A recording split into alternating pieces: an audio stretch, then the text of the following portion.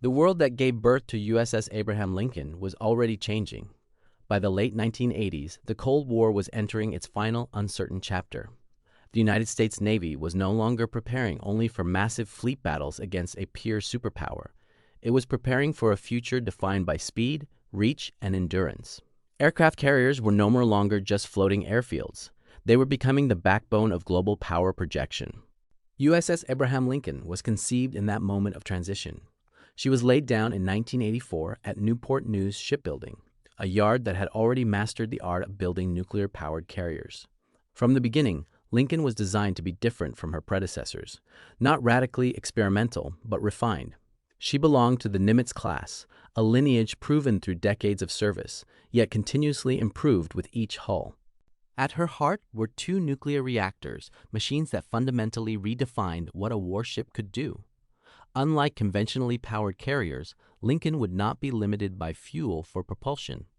She could steam at high speed for decades without refueling, constrained only by food, aircraft fuel, and human endurance. This single capability reshaped strategy. A carrier no longer had to think in terms of distance from supply lines. It could arrive early, stay longer, and leave only when the mission was complete. For planners in Washington, this meant certainty. For adversaries, it meant unpredictability. Lincoln was launched in 1988 and commissioned in November 1989, just weeks after the fall of the Berlin Wall. Symbolically, she entered service as one world order collapsed and another struggled to define itself. Her name carried weight. Abraham Lincoln, a president associated with unity, endurance, and moral resolve. It was an ambitious name for a warship, and one that would prove fitting. This carrier would spend her life operating in moments of fracture and tension, where American power was tested not by total war, but by prolonged instability. From the start, Lincoln embodied scale. Over 1,000 feet long, a flight deck spanning more than 4 acres, nearly 5,000 sailors and aviators living and working aboard a single moving city at sea. Beneath the deck, miles of wiring, pipes, and compartments formed an industrial ecosystem as complex as a small town. Yet despite her size, Lincoln was built for precision. Her flight deck was optimized for high-tempo jet operations. Her catapults could launch aircraft weighing over 70,000 pounds. Her arresting gear could stop a supersonic jet in less than 2 seconds. Radar and command systems fused data from aircraft, escorts, and satellites into a single operational picture. She was not designed to fight alone. Lincoln was the centerpiece of a carrier strike group, a formation of cruisers, destroyers, submarines, and supply ships that extended her reach and protected her vulnerabilities. Together, they formed one of the most powerful military instruments ever created. But technology alone does not define a warship. A carrier is ultimately a human system. From her earliest sea trials, Lincoln's crew learned what it meant to operate a nuclear-powered carrier. Watch rotations never truly ended. The ship was alive 24 hours a day. Reactor operators monitored systems deep below the waterline, while flight deck crews worked under open sky, exposed to jet blast, heat, and noise. Every evolution, every launch, every recovery required absolute coordination. One mistake could cost lives, and so the culture of the ship formed around precision, discipline, and trust. By the time USS Abraham Lincoln completed her initial workups, she was ready. Ready not for a single defining war, but for a lifetime of rapid response. She had been forged not for the Cold War that was ending, but for the uncertain decades that followed. The Cold War ended quietly for the Navy. There was no final battle at sea, no massive fleet engagement to mark the transition. Instead, carriers like USS Abraham Lincoln found themselves sailing into a world where threats were smaller, faster, and harder to predict. In this new era, presence mattered more than declarations. Lincoln's early deployments reflected that reality.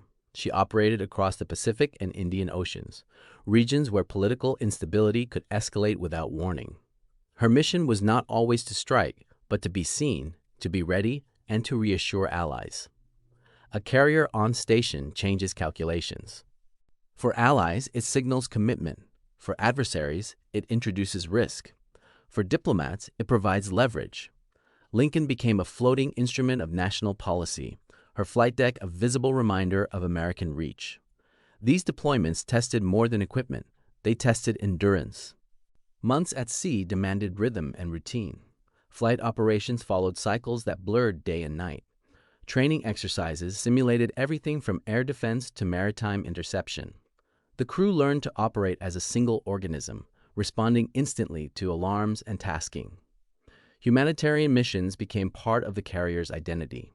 When crises struck, earthquakes, evacuations, regional instability, Lincoln's aircraft and helicopters provided lift, surveillance, and coordination. In these moments, the carrier was not a weapon, but a lifeline. This dual role defined the post-Cold War Navy. Carriers had to be ready for combat, yet equally ready to deliver aid. The same systems that launched strike fighters could deploy relief supplies. The same command centers that coordinated airstrikes could manage disaster response. Lincoln's crew adapted. They learned that modern naval power was measured not only in firepower, but in flexibility, and that flexibility would soon be tested. The attacks of September 11, 2001 changed everything. Suddenly, the United States faced a form of conflict without clear borders or timelines. For aircraft carriers, this meant sustained operations far from home, often in politically sensitive waters. USS Abraham Lincoln became one of the most heavily tasked carriers of this era. She deployed repeatedly to the Middle East, supporting operations in Afghanistan and Iraq. Her aircraft flew long missions over landlocked terrain, relying on aerial refueling and precise coordination. In 2003, Lincoln played a central role in Operation Iraqi Freedom. She deployed repeatedly to the Middle East, supporting operations in Afghanistan and Iraq. Her aircraft flew long missions over landlocked terrain, relying on aerial refueling and precise coordination. In 2003, Lincoln played a central role in Operation Iraqi Freedom. Her flight deck became a launch point for strikes deep into hostile territory. Sorties launched around the clock. The tempo was relentless. Pilots returned exhausted, aircraft scarred by sand and heat. Below deck, maintenance crews worked non-stop to keep jets mission ready. Every system, engines, avionics, weapons, was pushed to its limits. The ship herself was tested. Operating for extended periods in confined waters required constant vigilance. Threats were not limited to aircraft or missiles. Small boats, mines, and asymmetric tactics demanded new defensive thinking. Lincoln adapted.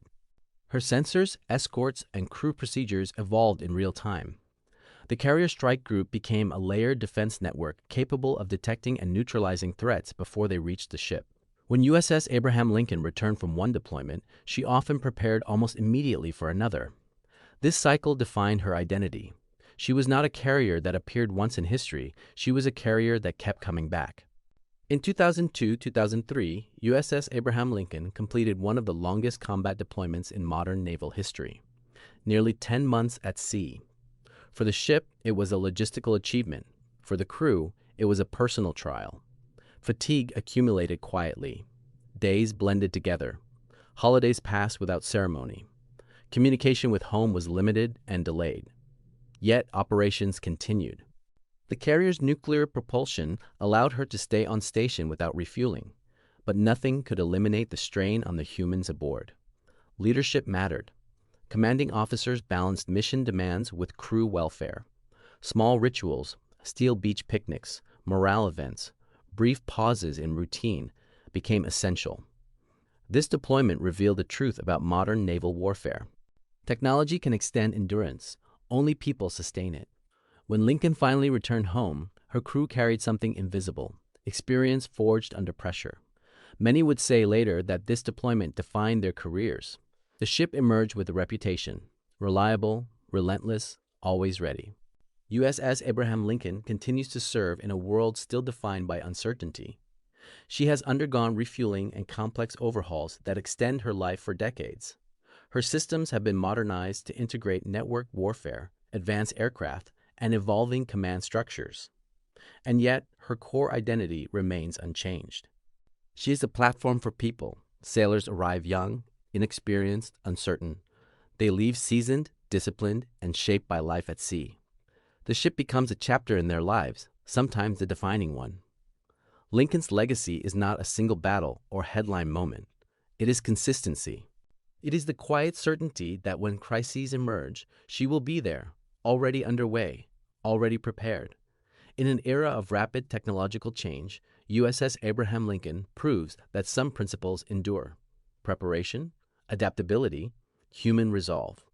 She was built for a future no one could fully predict, and she continues to meet it head on, not as a relic, but as a living instrument of national power.